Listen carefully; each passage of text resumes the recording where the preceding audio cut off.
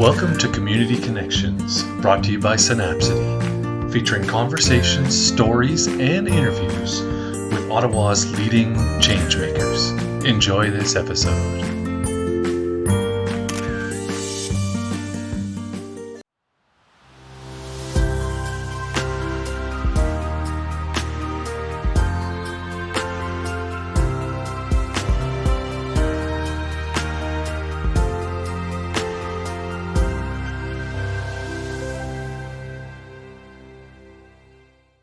All right, everybody, welcome into another episode of Community Connections, and we're talking to some of the community change makers out there, and we are so happy to have, for this episode, Angela Keller Herzog, founding executive director of CAFES Ottawa, and we'll talk all about that in a minute. She also served as co-chair of CAFES from 2015 to 2020 prior to the incorporation in January 2021. She is active in the community as an environmental and social justice advocate, an active citizen observer on municipal affairs.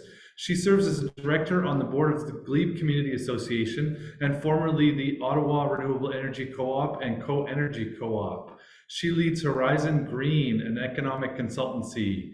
Angela is a trained economist and has over 2 decades of experience in program management, policy development, risk management, international development with the Canadian International Development Agency. Lots of experience, and I've known Angela for quite a while.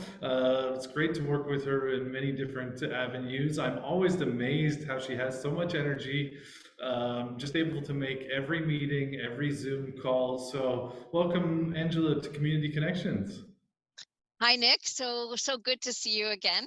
And I'm really delighted that you are with Synapcity now, because I think that your network, your organizational talents, I think that this is a really great spot for you. And I'm delighted that you've reached out to me today. Yeah, thanks so much. Should be a great interview, and we've got a lot of things coming up, a lot of hot topics on the environmental calendar. Before we start, let's talk a little bit about CAFES. CAFES is the Community Associations for Environmental Sustainability in Ottawa. So what is CAFES all about?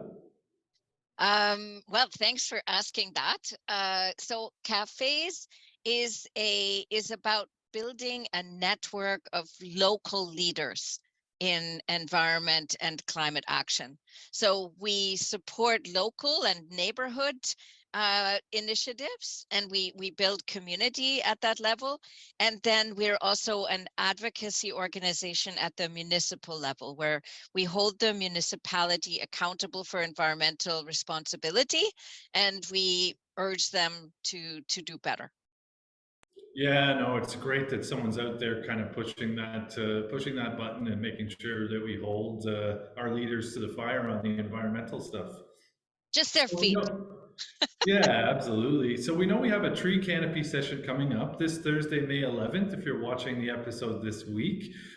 We here at Synapcity are doing it in partnership with CAFES Ottawa. It's going to be a great session out at Just Food Community Farm. So invite everybody to check that out. We'll put a event link in the description for this podcast. Tell us a little bit about the work that CAFES has done around protecting and growing Ottawa's tree canopy. Okay, so well, CAFES convenes a forum called that we call the Tree Caucus, and actually we co-host that with Forêt Capitale Forest as of about 6 months ago. They've become our co-host, and what we do is we bring together talking on one hand about policy and governance issues, and then on the other hand also practical actions, exchanging information on successful initiatives. So on the policy side, for example, CAFES was one of the main inputters and contributors from the community for the Urban Forest Management Plan of Ottawa, and as that's coming up for review, we'll be again pushing and watching closely. We contributed to the strengthening of the tree protection bylaw, and we're definitely pushing the city right now on the no net loss, on also the rural forests. Actually, that covers both forests and wetlands. So there's a lot of stuff that happens at that policy level where the rules are set in terms of what trees get protected and what trees don't. And then in terms of the practical stuff, for example, one of our members, the Champlain Community Association and Big Trees of Kitchissippi, they a couple of years ago went so far as to identify a side road that was underutilized and it was depaved, and they then planted a Miyawaki forest and a pollinator garden. For all kinds of community associations, we regularly encourage the Green Point people and green teams to promote the Trees and Trust program of the city, where residents can actually request trees to be planted on the right of way in front of their house for free in exchange for a promise to water the tree if needed. And the city plants that and provides the tree for free. So we've got people going around neighborhoods, dropping off these cards at houses where there's space or there's a missing tree in front of the building or the house.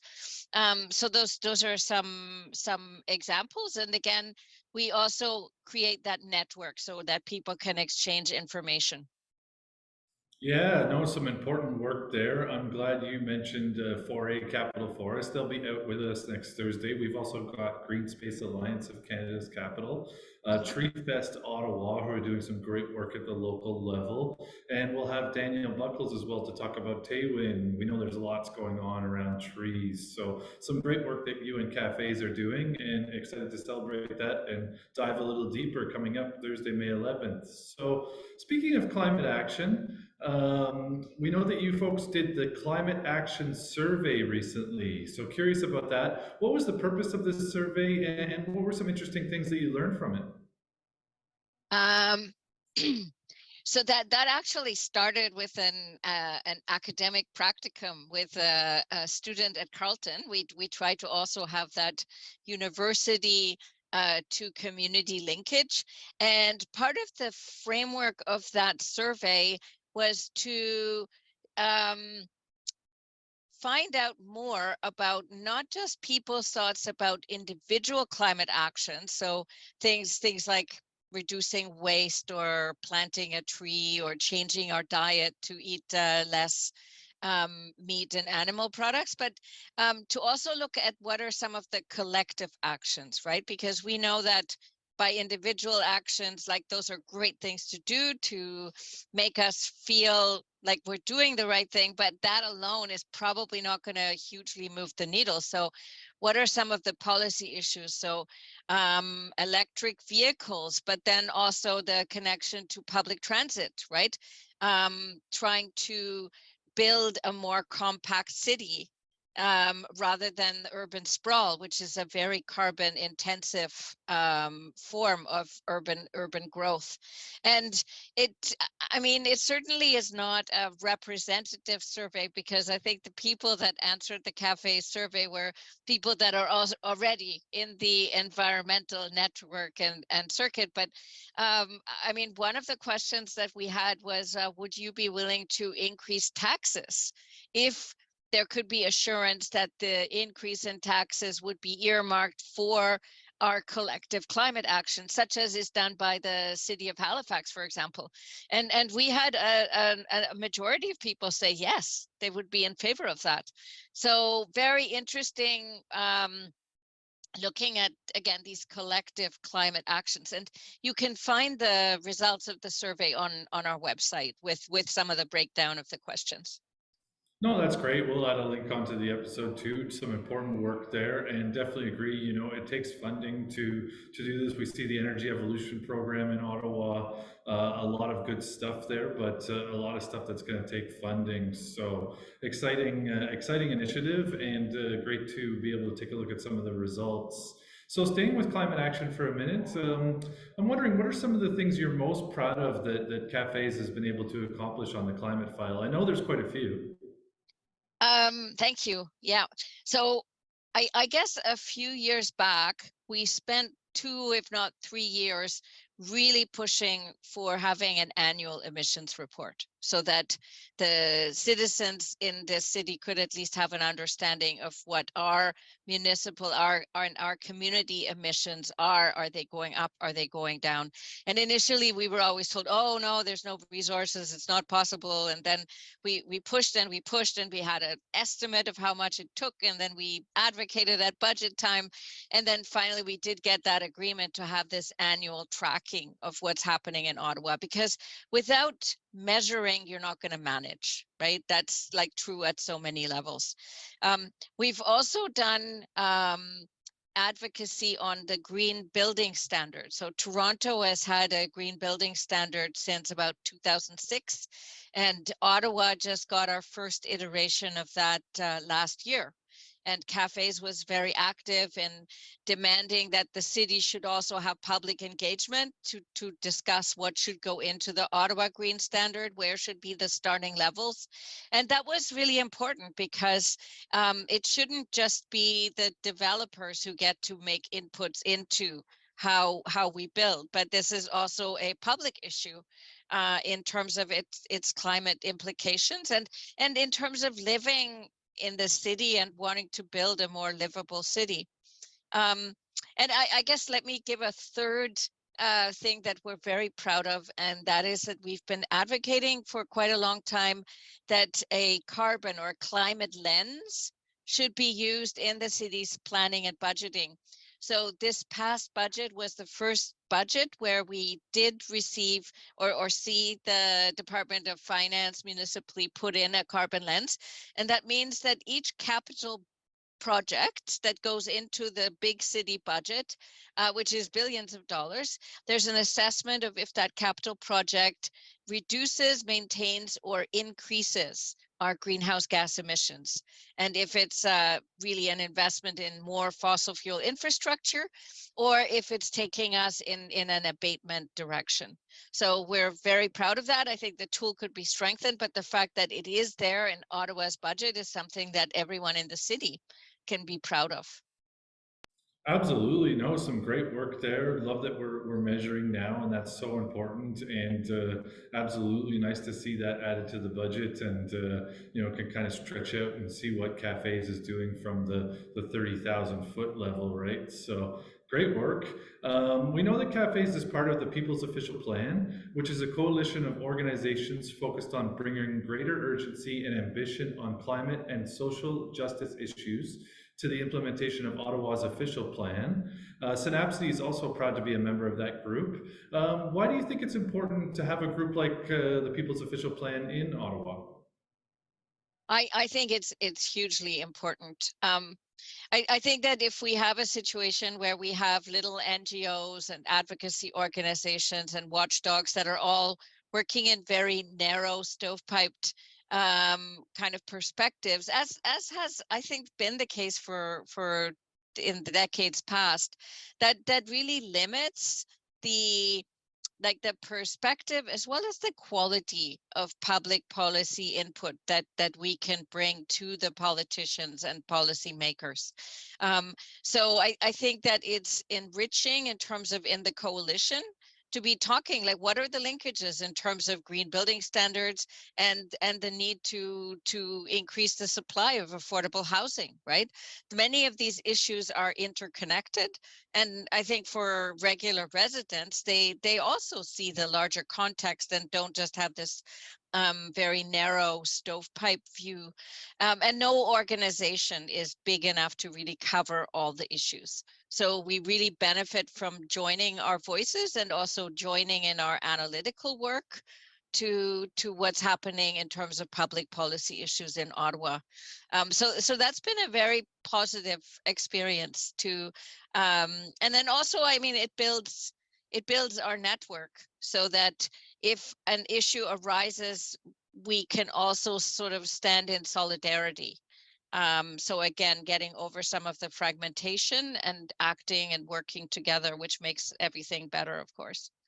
Yeah, absolutely. Some great work out of there. And it's great to see and sit in on the meetings and just so much going on. I know the meetings rarely finish on time because there's just too much stuff to put in there, right? And too much stuff to talk about, which is great. And we know the People's Official Plan is a great coalition. So invite folks to check them out. So let's talk a little bit about the day to day that with cafes. You folks seem to be doing a lot of work, and I know you probably regularly work at least 12 hours a day. That's probably a short day for you. You've got your climate caucus meetings and your tree caucus meetings, and you work with the People's Official Plan, and you're also on a lot of the City of Ottawa Council meetings. So I'm wondering, how do you prioritize your time with cafes and decide just what needs to be done? Wow. That's a good question. Um, and we've definitely been on a growth track and a growth organizational development and growth path, and that in itself actually takes time, right, to do in the right way as we bring on new staff or new interns, work with another cadre of students.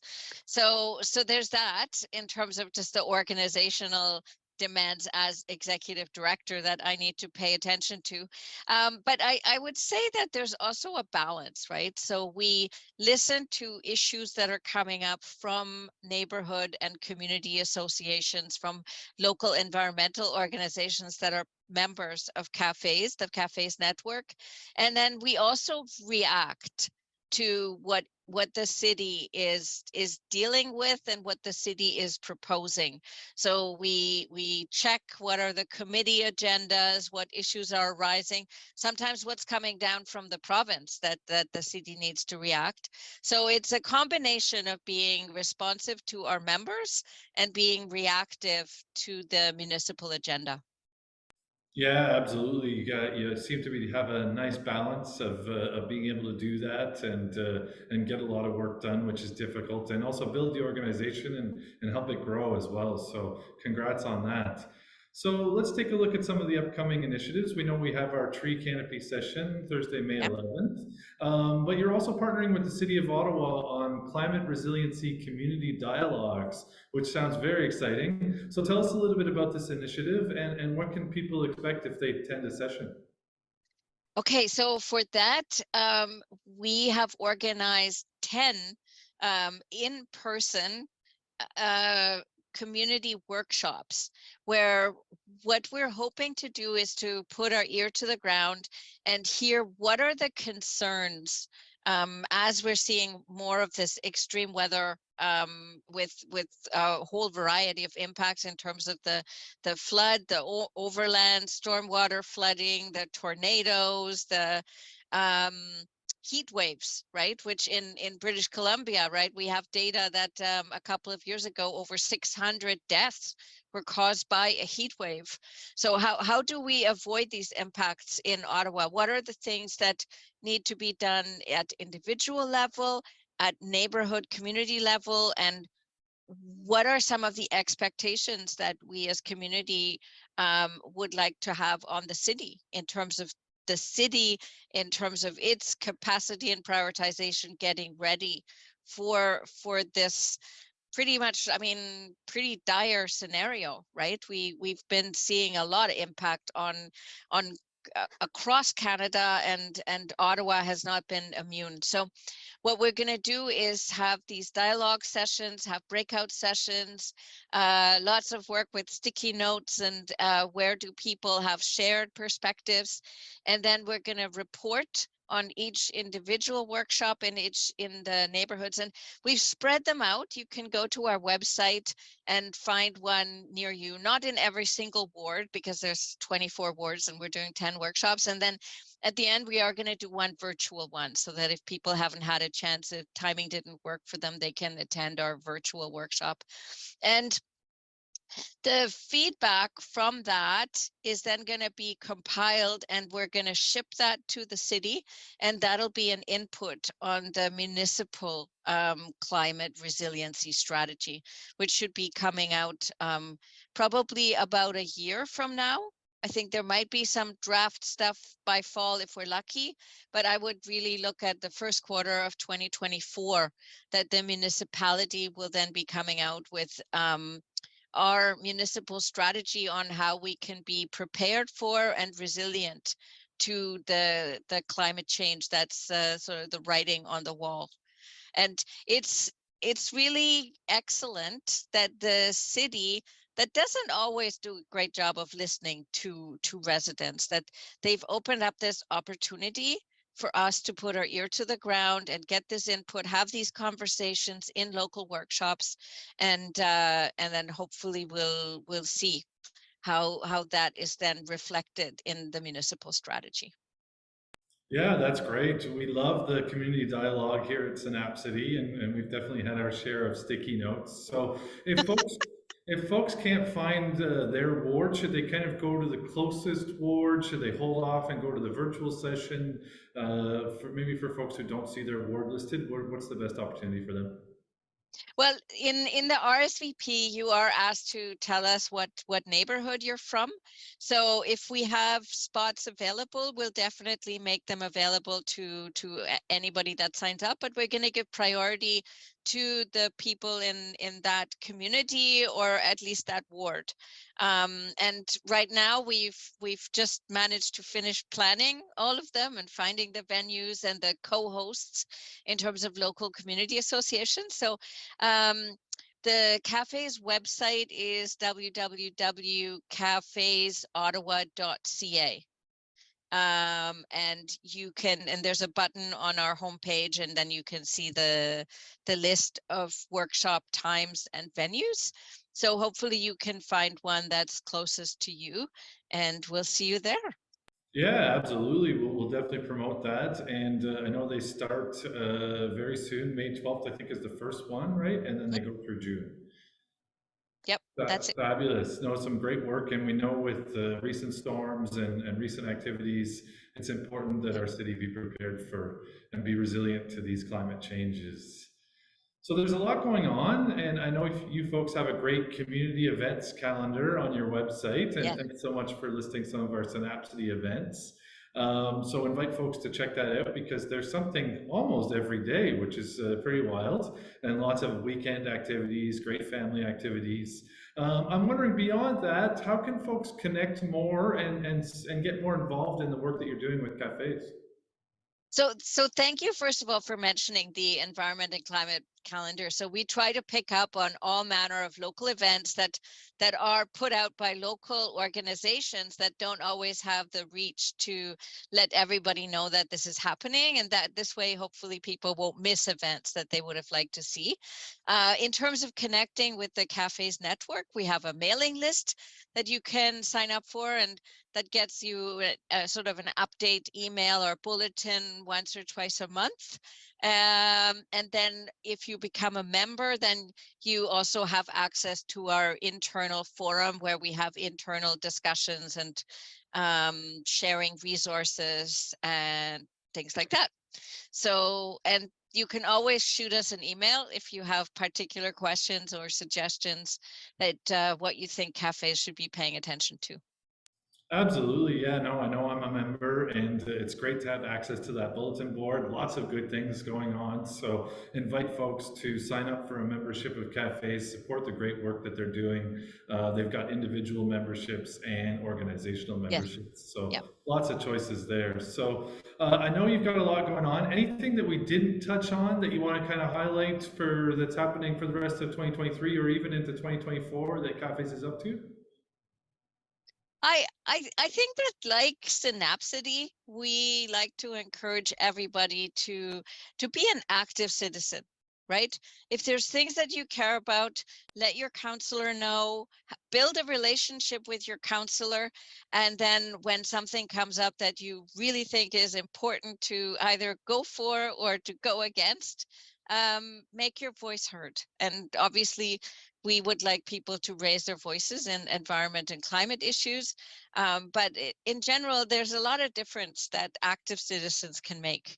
So that's what we're all about. And I think that we share that with you, Nick, at Synapcity.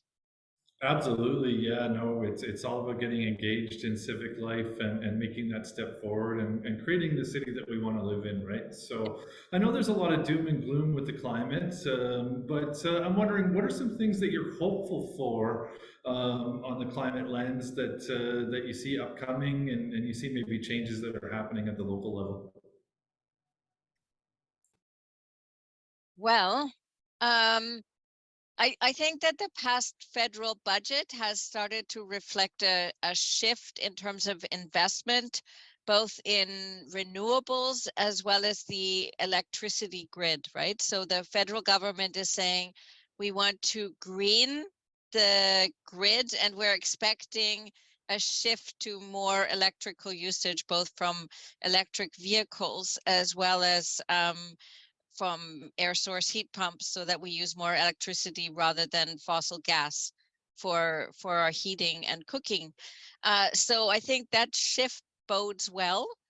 I'm hoping that here in the Ottawa region, we'll also start to see more renewable energy that we can generate locally to the benefit of local people. So rather than importing energy from the nuclear plants in Toronto and then being vulnerable also to that grid going down with extreme weather events, hopefully we can start having local generating capacity that will deliver economic benefits locally here in Ottawa. Um, through things like the OREC, the Ottawa Renewable Energy Co-op, there's possibilities for local ownership in some of this energy, and that energy resiliency, just like food resiliency, those are things that we need to start looking at, so that when systems go down, we can still have our battery backups, and we can find ways forward so that the impact of these shocks can be mitigated, and we hopefully can keep everybody safe. Yeah, absolutely. It's not an if, or sorry, it's not a when or an if, but it's we know it's going to happen, and we know that these climate events are going to happen more and more. So great to be prepared, and nice to see that folks have the ability to maybe adopt more renewable technologies with those grants and rebates, and exciting that people can get excited about having that in their home. Well, we certainly appreciate the work that you're up to with cafes and your partnership on our tree canopy session. Did you have any final words for our Synapcity audience? Um, Great to meet you. Thank you for tuning in, and we'll see you again. Absolutely. Well, thanks so much, Angela, for your time, for joining us here. And we can't wait to continue to partner with cafes as we move forward and throw an important lens on the climate file. All right. Good to talk.